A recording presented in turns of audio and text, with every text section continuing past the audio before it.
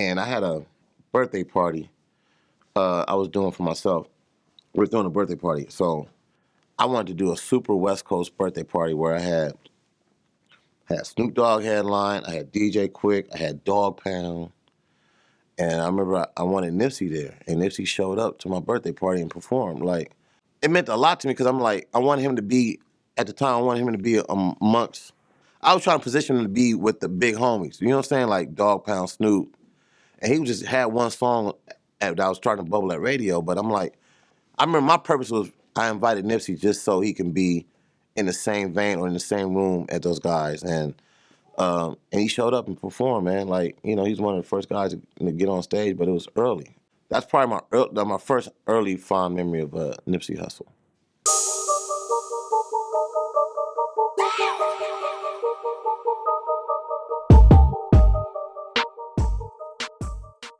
I think this time and age where we're in now, not to sound like an old motherfucker, but where we're at right now, I think for a new artist trying to, and I hate using the word trying because I say when you break. So a new artist they know what they want to do, that's want to break into the industry or want to break, period, I feel like you got to be authentic. I feel like you got to have your own sound. Like, what's going to separate you from this next motherfucker that's next to you? Like, if y'all start rapping bar to bar and y'all sound alike, I don't know who to choose at the point. Like, if I had to close my eyes. So I just feel like if you're really authentic and be original, you know, we're in a day and age where it's like you don't have different cliques or you don't have different producers working with it. Like, it just, everything sounds so like one big melting pot. But I feel like those who cut through are the ones who are really original. I feel like right now the opportunities in the music business is endless.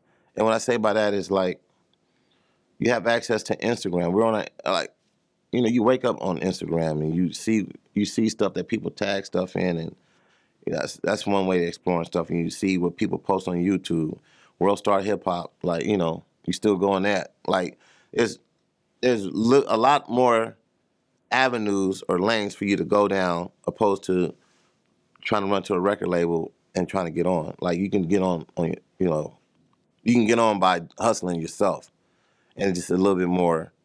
The digital space is a little bit more far reach. In this game, I feel like you're always going to have mentors. Even as old as that I am, I still respect mentors my age or younger or older than me, right?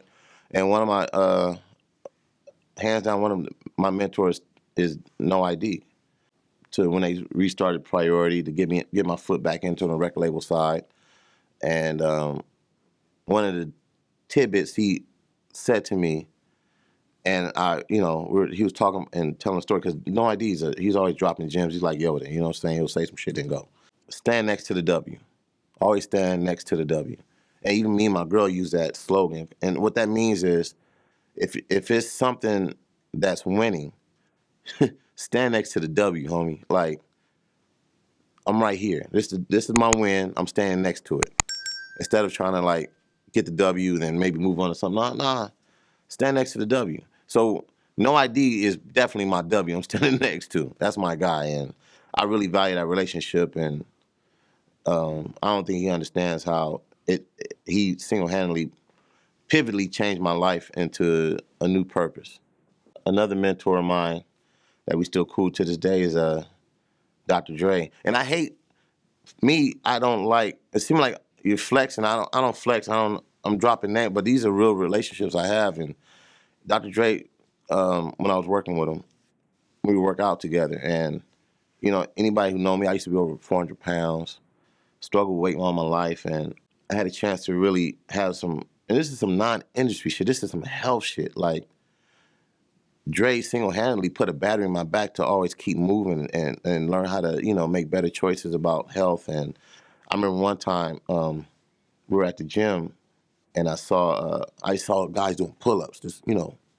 And as a kid, you know, you had these these PE tests, and I could never do a pull-up in junior high school, middle school, whatever. And I told him, I said, man, I don't think I ever want to, I don't think I could ever do a pull-up. And I'm shredding weight. I'm starting to get stronger. And he's like, and he stopped. I remember him stopping me, and he was like, what? He said, if that motherfucker could do it, you could do it too. Don't ever say you can't do something because, and I'm like, his mind thought, like it was dead ass. Like that little tidbit of saying, if that person can do it, you can do it too. I'm like, yeah, you're right. You're right. Like, fuck it. Like that person, we're the same person. So then I would try to I was knocking out pull up. Like it just a simple words of encouragement. You never know how that can change somebody's life. But that was one of my, that's one of the things I always tell Dre, like, yeah, you put the battery in my back to work out and do better for myself. One of my fondest memories I have several fond memories of Nipsey. So at the time when Nipsey was getting on, I was already at radio. I was doing a morning show. And my role with the morning show or with the radio station with Power 106 at the time was if the artist wasn't in a position to be on morning radio, I still feel like this. I always have the relationship with all the artists coming up and coming, and so you just be cool with everybody. You know what I'm saying? So Nipsey was grinding, and I had a birthday party I was doing for myself. We were throwing a birthday party, so I wanted to do a super West Coast birthday party where I had Snoop Dogg headline, I had DJ Quik, I had Dog Pound, and I remember I wanted Nipsey there, and Nipsey showed up to my birthday party and performed. Like, it meant a lot to me because I'm like, I wanted him to be, at the time, I wanted him to be amongst, I was trying to position him to be with the big homies, you know what I'm saying, like Dog Pound, Snoop, and he just had one song that I was trying to bubble at radio, but I'm like, I remember my purpose was I invited Nipsey just so he can be in the same vein or in the same room as those guys, and he showed up and performed, man. Like, he's one of the first guys to get on stage, but it was early. That's probably my first early fond memory of Nipsey Hussle. I feel like Nipsey Hussle's impact to hip hop. I'm going to be very key when I say to hip hop and to music. I feel like everybody understood through the music what kind of artist Nipsey Hussle is because of what he stood for and what he stands for, and entrepreneurship. He really represented for the 60s. He represent, when I say 60s, that's his neighborhood, right?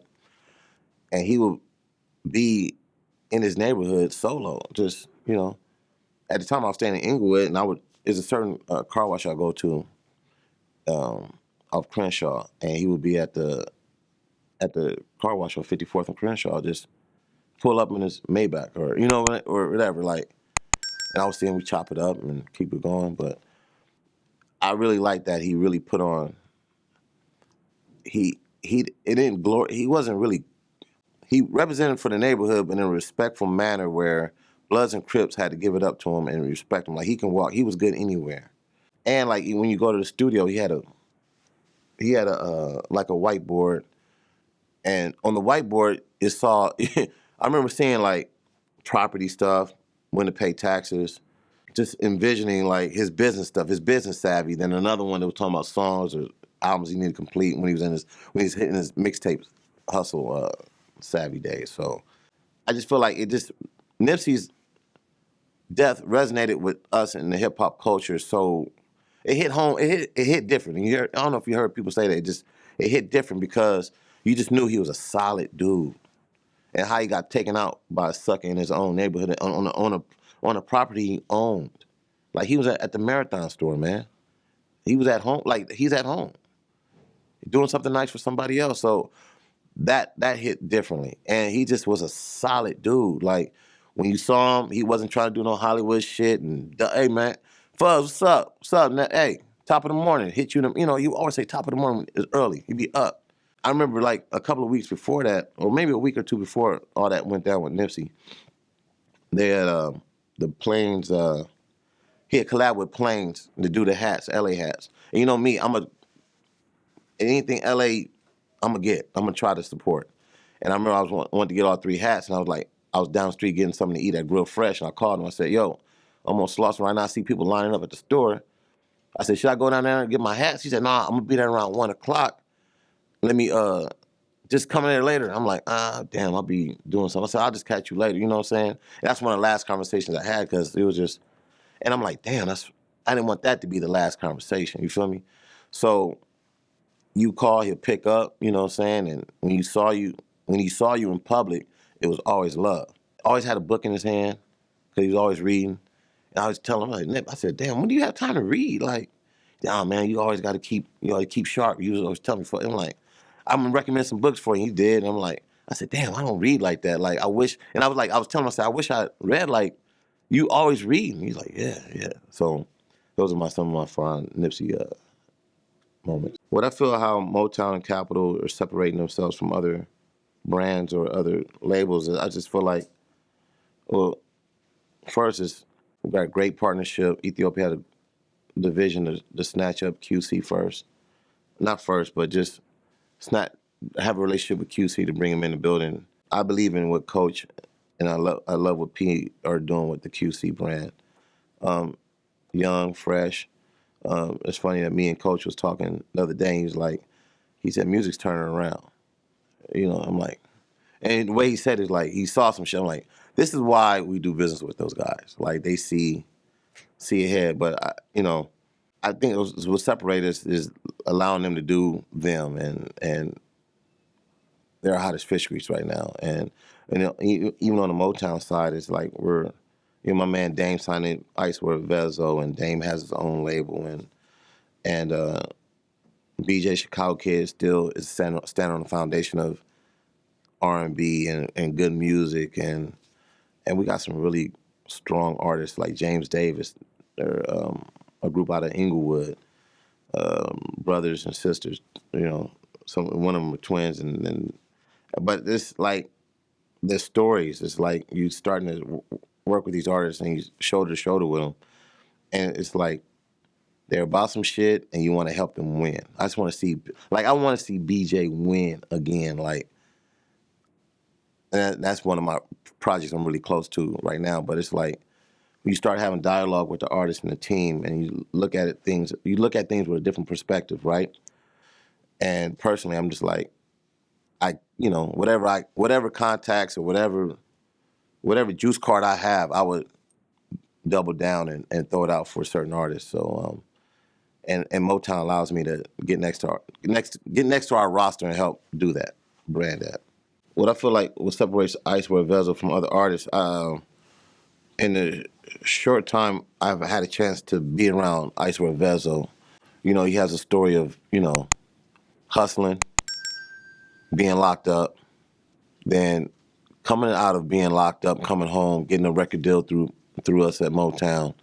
I think what separates him, he understands what the grind is, he understands what the hustle is, and he wants it. And what I respect about Iceberg Bezel is he still is very much a family dude.